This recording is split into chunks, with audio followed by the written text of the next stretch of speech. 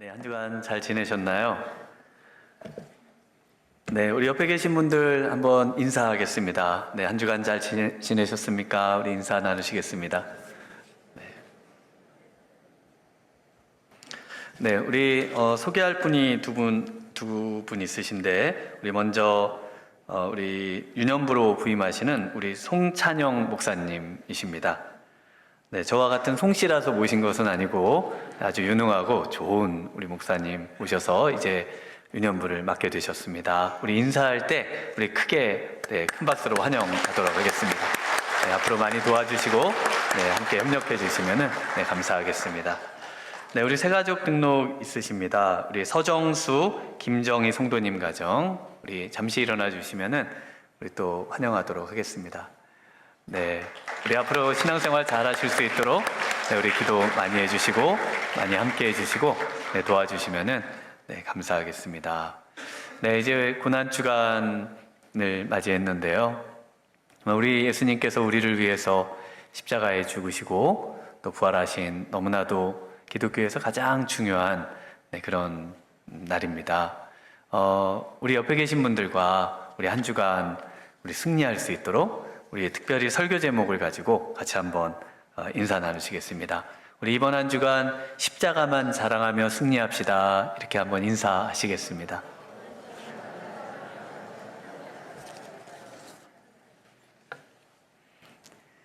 네, 반짝인다고 다 금은 아니다. 네, 제가 실감나게 경험했던 적이 처음 이스라엘에 방문해서 감람산에서 전경을 바라보는데 그곳에 금빛이 찬란한 곳이 두 군데가 있었습니다. 하나는 그 황금돔으로 불리는 예전에 성전 터 위에 있었던 곳이고요. 그리고 또 하나는 감람산 중턱에 있는 막달라 마리아 교회라고 하는 교회가 이렇게 딱 있는데요. 근데 이 막달라 마리아 교회 금빛이 너무 찬란한 거예요. 야, 저건 정말 진짜 금이겠구나 싶었습니다.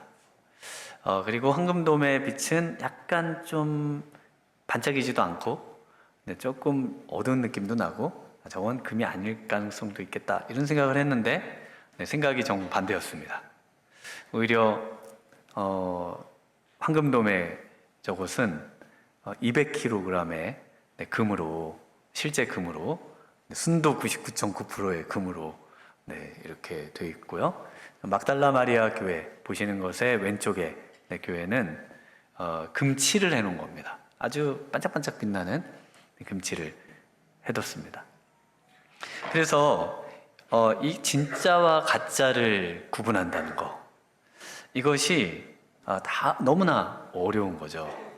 제가 이 패키지로 여행을 이제 우리 아는 목사님과 함께 떠났던 적이 있습니다. 그래서 일반 분들하고 여행을 갔는데 여행 중에 어디 뭐 명품관인가 뭐 이런 곳에 방문하더라고요. 아마 여행 다니셔 보면은 쇼핑을 하지 않습니까? 그래서 이제 명품이 이렇게 많이 있는데 그 명품을 이제 사람들이 이렇게 막 사시더라고요. 여자분들 몇 분이 이건 진짜 뭐 명품이라고 그러면서 왜 저희한테는 안 사냐고 그러면서 이제 사라고 굉장히 싸다는 거죠. 가서 다시 팔든지 뭐 그러라는 거예요. 저희는 뭐 안 샀죠. 그랬는데 그 다음날 그 사신 분들이 좀 화가 나셨는지 이렇게 식사를 같이 하는데 그 샀던 거를 다 반품했다는 겁니다. 그래서 저희 부를 막 사라고 그러고 그렇게 자랑하시더니 왜 반품하셨어요? 그랬더니 그 숙소에 갖고 와서 이제 꼼꼼히 보는데 뭐 이것저것 막 얘기를 하셨습니다. 그 중에 기억나는 거는 그 바느질이 다르다는 거예요. 바느질이 앞에는 8땀 뒤에는 5땀인가? 뭐 하여튼 뭐가 있는데요. 뭔지는 잘 모르겠어요. 그 간격도 그 미리수가 일정해야 되는데 아니라는 거예요. 그래서 이분들이 이게 진짜 같은 가짜여가지고 자기들 같이 명품을 좋아하는 사람들도 이게 헷갈렸다는 겁니다. 그런데 꼼꼼히 보니까 아니라는 거예요. 그래서 반품을 했다는 겁니다. 이처럼 우리가 이 진짜와 가짜를 정말 이 구별하기가 어려울 때가 많습니다. 특별히 이 영적인 영역에 있어서도 진짜와 가짜를 구별한다는 것은 너무나 어려워요. 교단도 다 다르잖아요. 정말 어떤 교단의 가르침이 진짜일까? 그래서 그것으로 교단이 더 나뉘기도 하고 막 이러잖아요. 그리고 전부 교회라는 이름은 다 똑같이 붙여 있고요. 그래서 이단도 교회라는 이름을 다 붙이고 그리고 전도를 하고 포교 활동을 하니까 이 교회가 정말 올바른 교회인지 아니면 진짜 같은 가짜 교회인지 분간하기가 너무 어려운 것이죠. 십자가도 가면 또 다 걸려있는 경우가 있고요. 그래서 제가 제일 어려운 그 부탁이 뭐냐면 어떤 지역으로 이사를 가시면은 그 교회 좋은 교회를 소개해 달라고 물어보십니다. 그래서 그 교회에 들어가서 전부 사이트를 들어가서 막 확인해 보고 하는데 그래도 제가 직접 다녀보지를 않으니까 선뜻 어떤 교회를 추천하는 게 쉽지가 않습니다. 그냥 미랄교회를 나오라고 그러고 싶어요.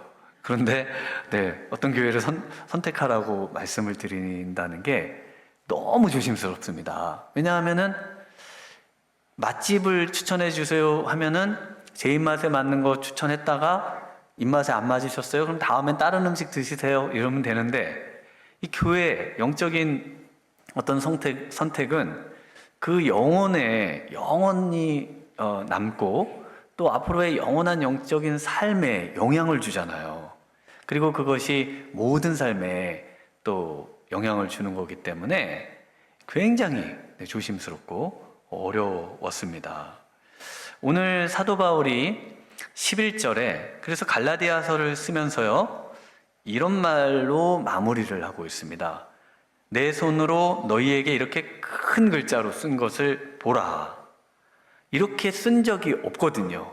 그래서 아마 대피를 쭉 하다가 일정한 간격으로 쓰다가 아주 그냥 큰 글씨로 이 지금 11절부터 18절을 쓰지 않았을까 싶습니다. 그리고 사도 바울이 자신의 서신에서 친필로 쓴 적은 있지만 큰 글씨로 이렇게 쓴다. 내가 내 손으로 이렇게 크게 쓴다. 라고 말하는 구절은 오늘 이 갈라디아서의 이 11절에서 18절 말씀 외에는 없습니다. 왜 이렇게 큰 글씨를 쓴다고 하는 걸까요? 왜냐하면 이 본문이 너무 중요하기 때문에 그렇습니다.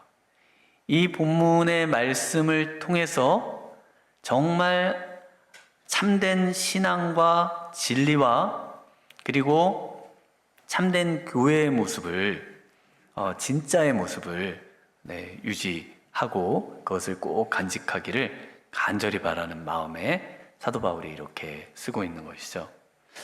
갈라디아서는 어떤 책일까요? 갈라디아서는 어떤 분이 갈라지는 책이다 이렇게 이야기를 하시더라고요. 갈라디아 지방의 교회에 보내는 건데 갈라지는 책이다 그런 얘기를 하시는데 제가 여러 차례 이제 설교를 준비하면서 갈라디아서를 읽으면서요 이분이 말이 맞다 이분이 참 통찰력 있는 말을 하셨다 이런 생각을 했습니다.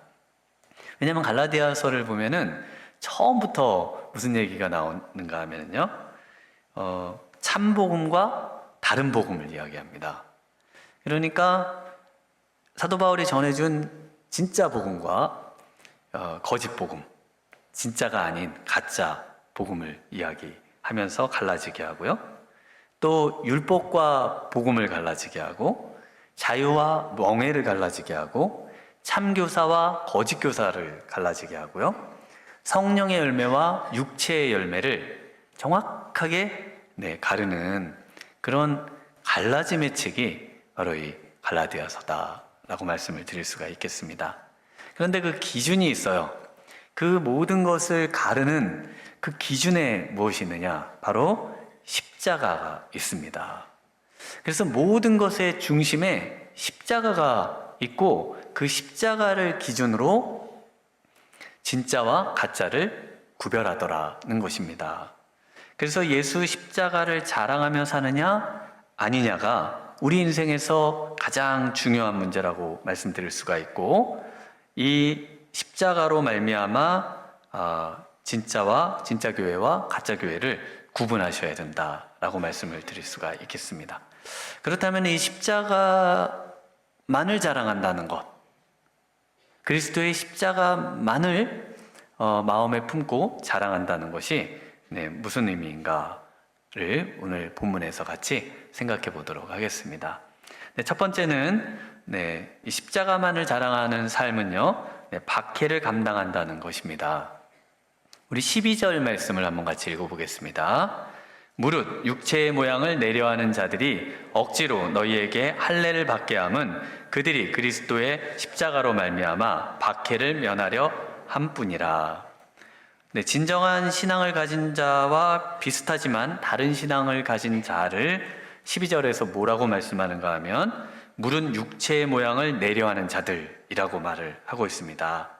그래서 이 12절의 육체의 모양을 내려하는 자들하고 반대로 십자가만을 자랑하는 사람들을 16절에 뭐라고 표현하는가 하면은 무릇 이 규례를 행하는 자들이라고 나옵니다. 이 규례를 행하는 자들, 바로 십자가만을 자랑하고 그래서 새로운 피조물로서의 삶을 살려고 하는 자들, 이런 사람들을 가리켜서 즉 진정한 하나님의 이스라엘이다 라고 16절에 부르고 있습니다. 그래서 이 양 두 집단을 사이에 두고요, 그리고 그 가운데 바로 십자가를 자랑하는 사도 바울의 삶을 이야기하고 있습니다. 그 당시에 유대교는 로마로부터 공식적으로 인정을 받은 종교였습니다. 이 로마는 당시에 모든 신을 다 섬길 수 있도록 허용해 줬어요. 그런데 유대교만은 초창기에 야훼 하나님만을 섬기도록, 여호와 하나님만을 섬기는 그 신앙 때문에 조금 핍박을 받았지만, 그러나 나중에는 이 유대교도 공식적으로 이제 신앙으로 신을 섬길 수 있는 종교로 로마에서 인정을 해줬습니다. 그래서 판테온에 가면은 그 신들이 계속 늘잖아요. 계속 늘고 하여튼 모든 신, 심지어 이름을 알 수 없는 신까지 섬기는 그런 신도 있습니다. 그런데 이 신을 섬기는 모든 사람들을 구별할 수 있는 예배 처소나 또 그들의 어떤 신을 이야기하기 전에는 다 모르죠. 그래서 이 사람들을 홀랑 벗겨놓으면요, 그러면 누가 무슨 신을 섬기는지 아무도 몰라요. 그런데 유일하게 옷을 홀라당 벗겨놓으면은 오직 한 부류만 그 종교를 섬기는지 알 수 있습니다. 그게 누굴까요? 바로 유대교예요. 유대교만은 옷을 홀라당 벗겨놓으면은 바로 여호와 하나님을 섬기는 유대교 신자인지를 알 수 있습니다. 할례 때문에. 그래서 유대인들은 그 당시 로마는 이 목욕 문화가 굉장히 발달되어 있죠. 그 심지어 모든 성체, 또 로마가 지배하던 곳곳에는 이 사우나 시설이 굉장히 발달이 되어 있습니다. 오늘날과 같은 그 사우나 시설이 있어요. 오늘날처럼 이렇게 좋은 사우나가 있을까요? 라고 생각하실 텐데요, 그 사우나 시설을 갖고 있습니다. 냉탕 있었을까요? 있었습니다. 온탕 있을까요? 있습니다. 미지근한 탕 있었을까요? 있습니다. 증기탕, 증기가 막 나오는 증기탕 있었을까요? 있었습니다. 우리가 생각하는 지금의 그 최첨단의 그 사우나 시설이, 그래서 목욕 문화가 아주 발달이 되어 있어요. 그래서 그런 책도 나와 있고 합니다. 그러니까 이 목욕 문화에서 이 옷을 홀라당 벗으면은 유대인인지 다 알아요. 그리고 화장실이 지금 오늘날과 좀 다르게 화장실에 칸막이가 없습니다. 칸막이가. 그래서 칸막이가 없어서 옆에 사람하고 대화를 하면서 네, 큰 일과 작은 일을 다 봅니다. 네, 그 문화가 그랬어요. 그래서 제가 다녔던 그 합동신학대학원의 그 욕실이 양쪽에서 문으로 이렇게 들어가서 침대들이 4명씩 생활을 하는데요. 그 가운데에 변기도 있고 샤워기도 있고 세면대도 있고 다 있는데 가운데 벽이 있어야 되잖아요. 벽이 없어요. 왜냐하면은 그 전도사님들끼리 서로 친하게 지내라고 이 로마식으로 지어놨습니다. 그래서 이 기숙사 생활하는데 너무 불편한 거예요. 문을 열고 딱 들어가면은 저쪽에서 이미 들어와 계신 거예요. 일을 보고 계시는 거예요. 그래서 이게 너무 조심스러운 거예요. 우리 문화에 안녕하세요 그러고 옆에 앉을 수도 없고, 네, 너무 어려운 겁니다. 그래서 그것에 대해서 이 항의를 많이 했는지 얼마 전에 가보니까 칸막이를 드디어 설치를 했더라고요. 그래서 이제 분리가 돼서 이렇게 이제 일을 보실 수 있도록. 그런데 로마 시대에는 옆에 사람들하고 같이 대화하면서 그 몸을 볼 수 있게 돼 있거든요. 그러니까 유대인인지 아닌지가 너무 극명하게 드러납니다. 그래서 이 물은 육체의 모양을 내려하는 자들, 그래서 그 뭔가 좀 독특해요. 그리고 뭔가 좀 멋있어 보이거든요. 그래서 그 새한글 성경에 보면 몸뚱이에 멋을 내려 하는 자들 뭐 이런 식으로 번역을 잘 해놨습니다. 그런데 이 바울이 이 할례에 대해서 뭐라고 말을 하느냐면요. 갈라디아서 5장 2절에 보라 나 바울은 너희에게 말하노니 너희가 만일 할례를 받으면 그리스도께서 너희에게 아무 유익이 없으리라. 할례를 받으면 예수 믿는 것이 의미가 없어진다 라고 말을 하고 있습니다. 그래서 할례를 받으면 절대 안 된다는 거예요. 오늘날에 이것을 문자적으로 적용을 하시면 안 되고, 이것을 고대 이 로마의 시대로 돌아가서 보면 할례를 받는다는 게 그 당시에 무엇을 의미했는가 하면요, 유대인이 된다는 것을 의미했습니다. 그래서 유대민족으로 또는 유대민족이 되기 위해서 개종을 했다고 하는 표시가 할례였어요. 그래서 이 유대인이 된다는 것은 예수 믿는 것에 아무런 유익을 얻지 못하는 그런 행위라는 것을 지금 말을 하고 있습니다. 그러면 왜 기독교인들이, 이방인 기독교인들이 유대인이 되려고 했을까요? 사도 바울이 그 이유를 아주 명확하게 지금 12절에서 말을 하고 있습니다. 그 이유가 뭐냐 하면은 단지 핍박, 박해를 면하려 한 뿐이라는 겁니다. 무엇 때문에요? 그리스도의 십자가로 말미암아. 그래서 이 새한글에 보면은 이 다만이라고 하는 말을 넣어놨습니다. 이 말이 중요하거든요. 그래서 모논, 헬라어로 모논이라는 말인데요. 오직, 또 유일한 이런 뜻입니다. 그래서 유일한, 할례를 받는 유일한 이유가 뭐냐면 예수 믿는 것 때문에 당하는 어려움을 피하고자 하는 그 목적 때문에 기독교인들이 예수님을 믿지만 유대인이 되고자 했다는 겁니다. 유대인이라는 표시를 해서 핍박을 면하려고 했다는 거예요. 왜냐하면 십자가는 로마 사회에서 형벌 중에, 사형 중에 가장 끔찍한 사형제도였습니다. 그래서 유대인들에게도 꺼리끼는 거지만 로마인들은 십자가를 입 밖에 내는 것조차 부정하게 생각하고 굉장히 꺼려했던 그런 사람들이었거든요. 그런데 기독교인들은 누구를 믿나요? 바로 그 십자가에 달리신 예수님을 믿고요. 무엇을 자랑한다고 말하나요? 바로 예수님이 그리스도의 십자가를 자랑한다라고 말하고 있거든요. 그러니까 기독교인의 삶에 십자가는 빠질 수 없는 겁니다.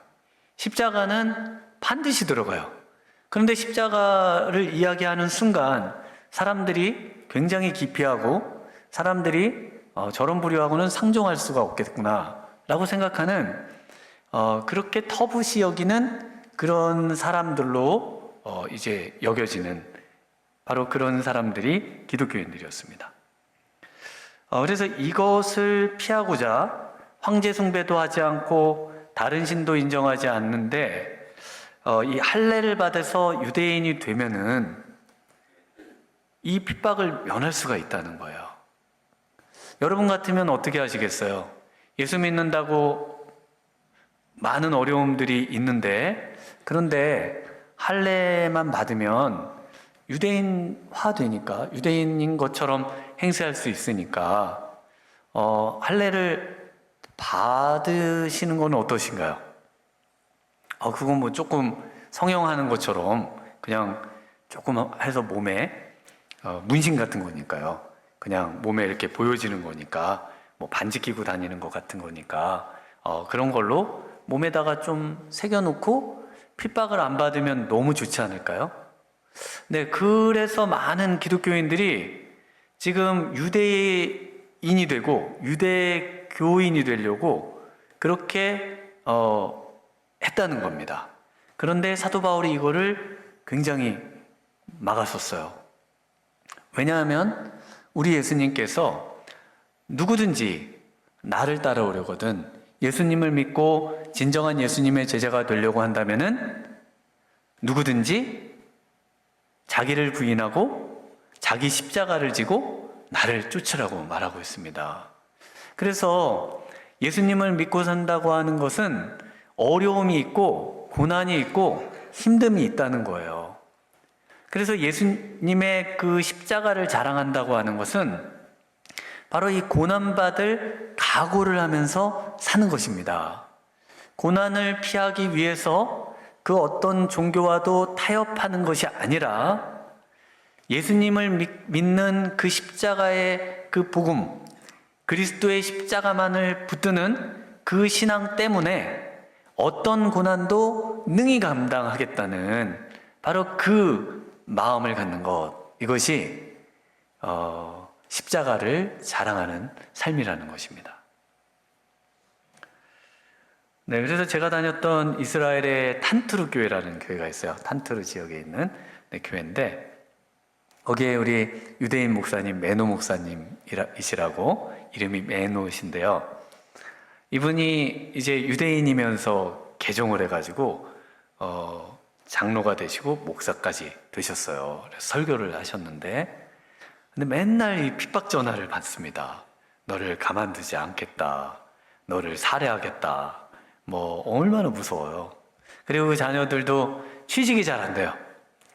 자녀들이 3명인가 있으셨는데 이 기독교인이라는 이유로 이 사회에서 받아주질 않고 보이지 않는 그런 이런 어려움을 겪으셨습니다. 그런데도 꿋꿋하게 신앙생활을 하셨죠. 심지어는 그 교회 앞에다가 막 불을 질러요. 불을 질러가지고 교회가 결국은 다른 곳으로 상가를 얻어서 또 이사를 해서 예배도 드리고 그렇게 했었습니다. 그런데 이런 고난과 역경을 걱정 안 하셔도 됩니다. 지금 잘 살고 계시고요. 우리 하나님께서 보호해주고 계시고요. 그리고 이스라엘 안에 유대인들의 예수님 믿는 숫자가 점점 늘어나고 있고요. 정말 핍박을 감당하면서 신앙을 지키는데 어떻게 예수 믿는 사람이 더 늘어날 수 있을까요? 우리 생각에는 핍박이 없고 고난이 없어야 사람들이 예수 믿어야 더 편안한 삶 살 수 있고 좋아서 예수님을 믿을 것 같은데요. 오히려 참 진리로 다가오시는 예수님 때문에 고난받는 것에 사람들은 영원한 삶이 살아있다는 것을 느끼고, 그리고 예수님께 더 나온다는 것입니다. 네, 그 폭삭 속았수다 많이 보셨나요? 네, 지금 전 세계적으로 인기가 많다는데요. 거기에 그 아버지 양관식, 관식 아버지가 딸 금명이에게 늘 하는 말이 있습니다. 무슨 말을 하는가요? 너는 다 잘해. 너는 다 잘 돼. 이 말을 하잖아요. 이 말이 바로 천지를 지으신 우리 하나님 아버지의 우리를 향한 말씀이시고요. 또 우리의 구주 만왕의 왕 되신 주님께서 우리를 향해서 늘 축복하는 말씀인 줄 믿습니다. 우리의 주님께서는요, 우리를 늘 지켜주시고요. 너는 다 잘할 수 있어. 너는 다 잘 될 수밖에 없어. 왜요? 우리 주님께서 지켜주시니까요. 믿으십니까? 우리 하나님께서 우리를 붙드시니까요. 예수 믿고 사는 것이 고달프고 힘들고 조금 더 손해보는 것 같고 또 남들에게 뒤처지는 것 같지만 결과적으로 보면요, 우리 주님께서 우리를 지키시고 우리와 함께 하시기 때문에 우린 다 잘 되게 되어 있습니다. 우리 다 잘 되시는 우리 성도님들 되시는 줄 믿습니다. 이것을 마음에 늘 품으셔야 돼요.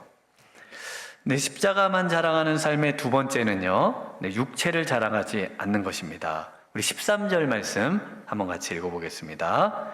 할례를 받은 그들이라도 스스로 율법은 지키지 아니하고 너희에게 할례를 받게 하려 하는 것은 그들이 너희의 육체로 자랑하려 함이라.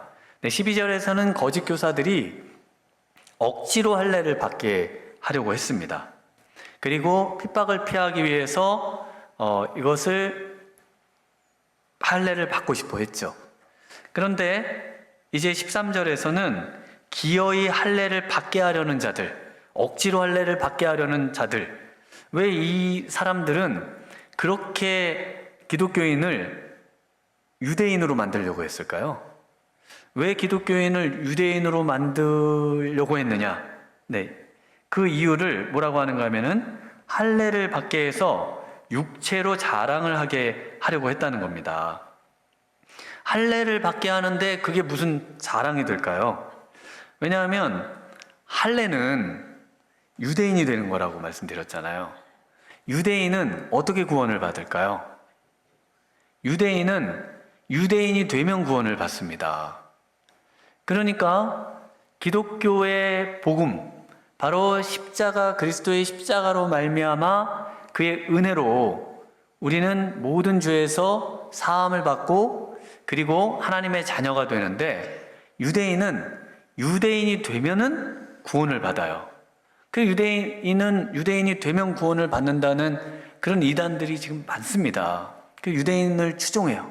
유대인은 선민이기 때문에 유대인이 돼야 구원을 받고, 우리는 부족해가지고 예수님의 은혜로 예수님을 통해서 유대인이 돼야지 구원을 받는다. 뭐 이런 이단들도 있습니다. 그래서 유대인의 이 3대 표지가 있어요. 유대인이라고 하는 3대 표지가 있는데, 표시가 그 첫 번째가 할례입니다. 그 다음에 음식법이 있어요. 코셔라고 불리는, 여기서 이제 할랄 푸드도 여기서 나오죠. 그리고 세 번째는 이제 안식일입니다. 안식일을 지키는 거. 그 안식교는 또 안식일을 지켜야지 된다고 그래가지고 이제 또 유대화된 그런 또 종교 중에 하나죠.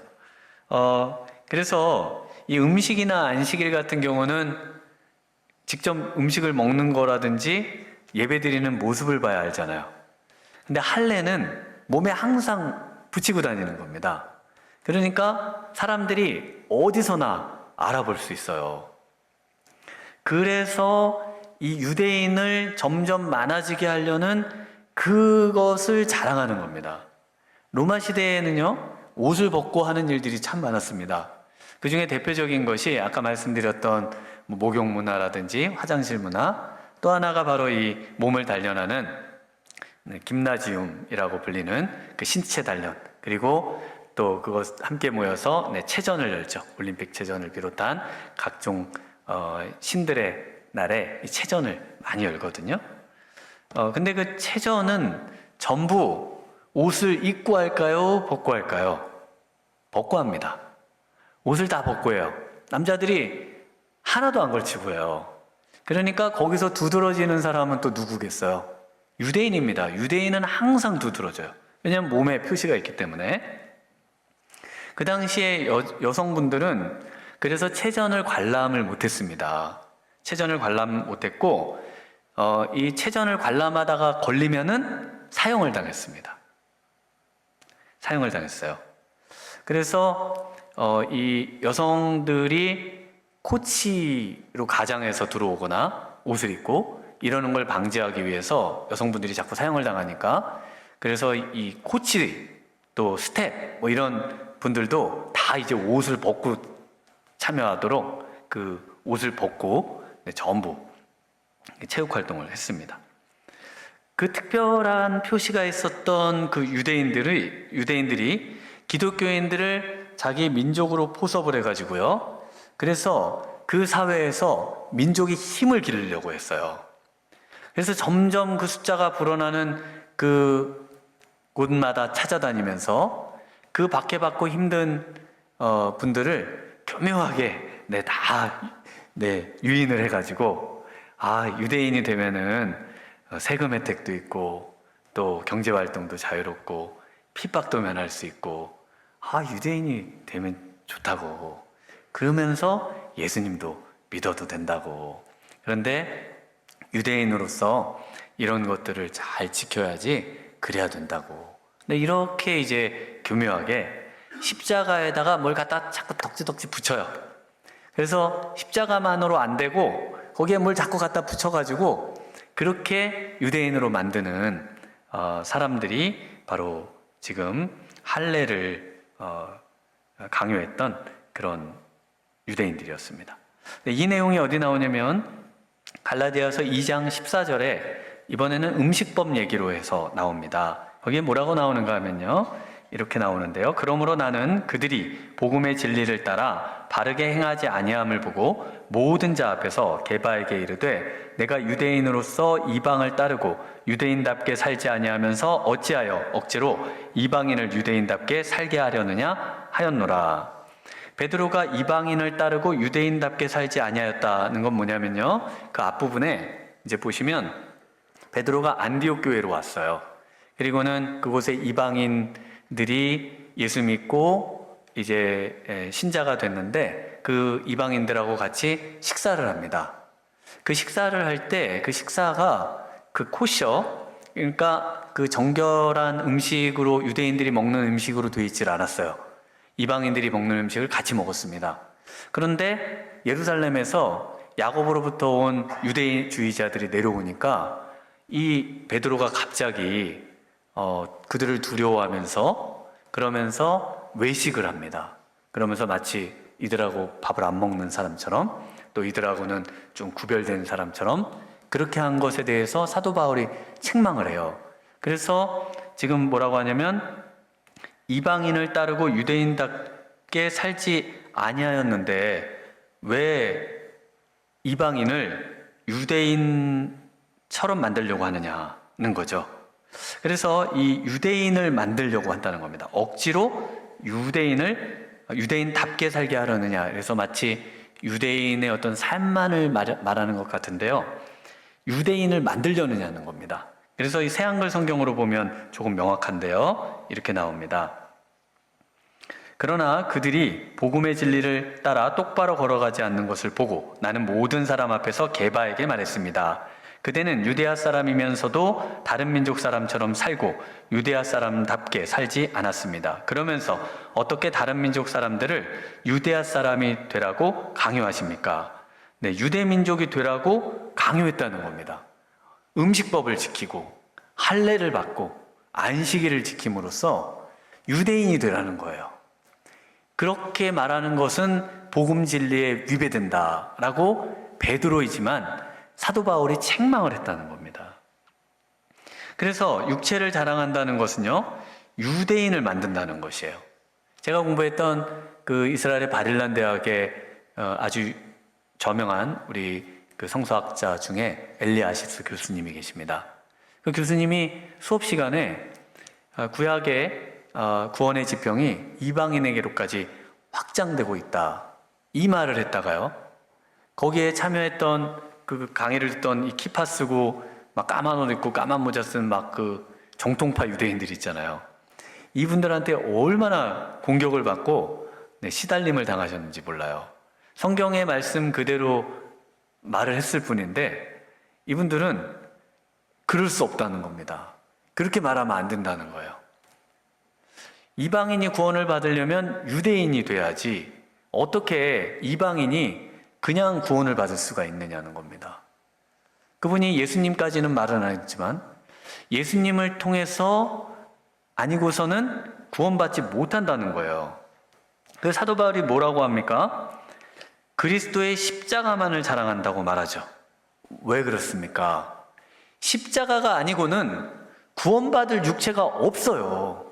십자가만 바라보면서 십자가의 공로로 우리는 구원받는 줄 믿습니다. 우리의 어떤 구원과 하나님의 자녀가 됨과 영원한 생명과 지옥으로부터의 구출과 이 모든 세상의 악으로부터 죄로부터 우리가 건진받는 유일한 근거가 있다면 바로 예수 그리스도의 십자가밖에 없다는 겁니다.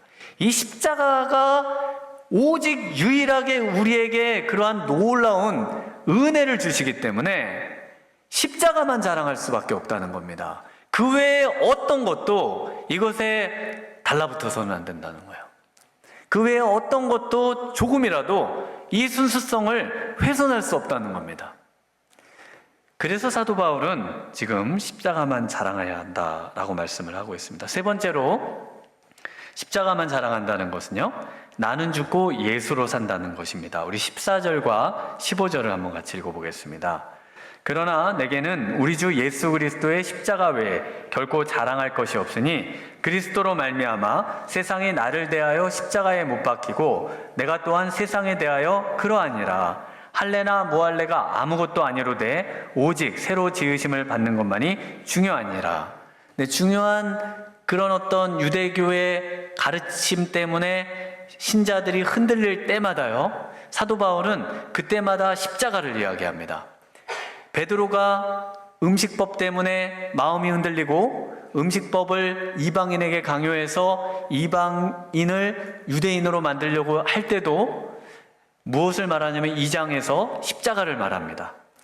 그래서 갈라디아서 2장 20절에 내가 그리스도와 함께 십자가에 못 박혔나니 똑같은 말을 합니다. 그런즉 이제는 내가 사는 것이 아니요 오직 내 안에 그리스도께서 사시는 것이라. 이제 내가 육체 가운데 사는 것은 나를 사랑하사 나를 위하여 자기 자신을 버리신 하나님의 아들을 믿는 믿음 안에서 사는 것이라. 십자가를 자랑한다는 것은 예수님 십자가에서 나는 죽고 예수님이 이제 나를 대신해서 내 안에 사셔서 내 육체 가운데 내가 사는 것은 예수님이 사는 것이다 라고 지금 말씀을 하고 있습니다. 동일하게 할례를 큰 글씨로 쓰면서 이것에 절대 빠지면 안 된다고 강조하며 강조하던 이 바울이 역시 동일하게 뭘 얘기합니까? 바로 십자가만 자랑하는데 그래서 세상이 나를 대하여 십자가에 못 박히고 나도 세상에 대해 못 박혔다. 그래서 그리스도의 십자가에 나의 정과 욕심을 다 못 박았고 이제 나는 죽었고 누가 삽니까? 15절에 누가 삽니까? 할례나 무할례가 아무것도 아니로되 오직 새로 지으심을 받는 새로운 피조물로서 이제 예수님만이 내 안에 사시는 것을 말하고 있습니다. 그래서 기독교는 나는 죽고 예수님만 사는 종교예요. 나는 간대 없고 예수님만이 드러나는 종교입니다. 예수님만이 영광받는 종교예요. 그래서 이 사도 바울이 이 예수님으로 산다는 것이 무엇인지를 이제 17절에 가서 설명을 해줍니다. 이제는 이 문제로 더 이상 나를 괴롭히지 말아라. 음식법, 할례, 안식일 이런 육체적인 어떤 것으로 이제 더 이상 나한테 말하지 말고 이제는 오히려 할례를 몸에 받고 싶은 그런 욕망과 욕심 또 그런 유혹을 단호하게 물리치고요. 그리고 몸에 무엇을 지니라고 말하는가 하면은 예수의 흔적을 지니라고 말합니다. 우리 17절 말씀 한번 같이 읽겠습니다. 이후로는 누구든지 나를 괴롭게 하지 말라. 내가 내 몸에 예수의 흔적을 지니고 있노라. 그래서 예수로 산다고 하는 것은 예수의 흔적을 지닌다는 것입니다. 예수의 흔적을 지닌다는 것, 이 흔적이라는 말이 스티그마, 바로 그 노예에게 주인이 이 노예는 나의 노예입니다 그러면서 낙인을 찍는 거거든요. 그래서 이 낙인이에요. 그래서 몸에다가 이제 할례를 받는 게 아니라 뭘 받아요? 예수님의 종이라는, 노예라는 낙인을 받으라는 거예요. 그럼 그 낙인이 뭘까요? 그것이 이제 곳곳에 숨어 있지만 한 군데 모아서 설명해 준 것이 고린도 후서 11장에 나옵니다. 23절 이하에 이렇게 나옵니다. 그들이 그리스도의 일꾼이냐 정신없는 말을 하거니와 나는 더욱 그러하도다. 내가 수고를 넘치도록 하고 옥에 갇히기도 더 많이 하고 매도 수없이 맞고 여러 번 죽을 뻔하였으니 유대인들에게 사심에 하나 감한매를 5번 맞았으며 3번 태장으로 맞고 1번 돌로 맞고 3번 파손하고 일주야를 깊은 바다에서 지냈으며 여러 번 여행하면서 강의 위험과 강도의 위험과 동족의 위험과 이방인의 위험과 신의 위험과 광야의 위험과 바다의 위험과 거짓 형제 중에 위험을 당하고 또 수고하며 애쓰고 여러 번 자지 못하고 줄이며 목마르고 여러 번 굶고 춥고 헐벗었노라. 그러면서요, 이외의 일은 고사하고 아직도 날마다 내 속에 눌리는 일이 있으니 곧 모든 교회를 위하여 염려하는 것이라. 왜 수고를 넘치게 하고요, 왜 위험을 당하고 수고하며 애쓰고 여러 번 잠자지 못하고 줄이고 목마르고 이런 일들을 왜 당했을까요? 그 이유를 가장 마지막에 뭐라고 하는가 하면은 모든 교회를 위한 염려 때문에 그렇다는 겁니다. 교회를 세우고 그리고 교회를 지키고 교회를 사랑하고 교회의 어려움을 책임지고 교회를 위해서 애쓰고 그리스도의 남은 고난을 내 육체 가운데 채우는 것, 이것이 그리스도의 예수님의 흔적, 예수님의 낙인이다 라고 말씀을 하고 있습니다. 여러분에게 정말 이 예수님의 낙인이 있으신가요? 교회를 위해 눈물을 흘리며 기도하고요, 교회를 위해 정말 애쓰며 수고하고, 그리고 교회를 위해 정말 내가 그 어려움들을 몸소 감당해 보고요. 이것을 사도 바울은 예수님의 낙인이다, 예수님의 흔적이다, 이것만이 그리스도의 십자가를 자랑하는 삶이다 라고 말씀을 하고 있습니다. 오늘 정말 이곳에 참여하신 우리 성도님들의 마음 가운데 정말 그리스도의 몸인 이 교회를 위해 수고하고 애쓰고 눈물 흘리고 정말 고통을 함께 나눈다면 그것이야말로 우리 주님께서 가장 기뻐하는 그리스도의 십자가를 자랑하는 삶인 줄 믿습니다. 네, 우리 정말 고난주간 한 주간 동안 우리 예수님의 십자가만 자랑하며 사시며 승리하시는 복된 우리 성도님들 되시길 주님의 이름으로 축원합니다. 네, 우리 이 시간 함께 찬양하고 또 기도로 나아가겠습니다. 우리에게 놀라운 십자가의 은혜를 주신 우리 예수님, 그 십자가만을 자랑하며 살겠습니다. 십자가 외에 다른 어떤 것도 저에게 필요치 않습니다. 그리고 이제 십자가의 은혜로 예수님의 흔적을 제 몸에 지니고 살겠습니다. 우리 결단과 고백을 이 찬양을 담아 함께 찬양하고 기도로 나아가겠습니다. 우리에겐 소원이 하나 있네, 주님 다시 오실 그날까지 우리 가슴에 새긴 주의 십자가 사랑, 나의 교회를 사랑케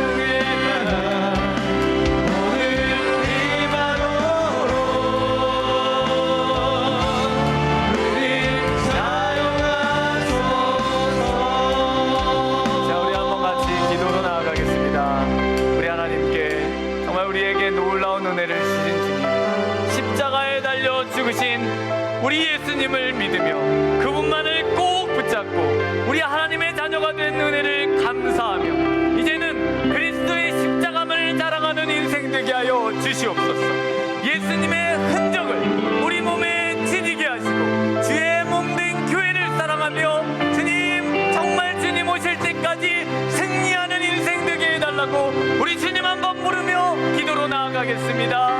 주여,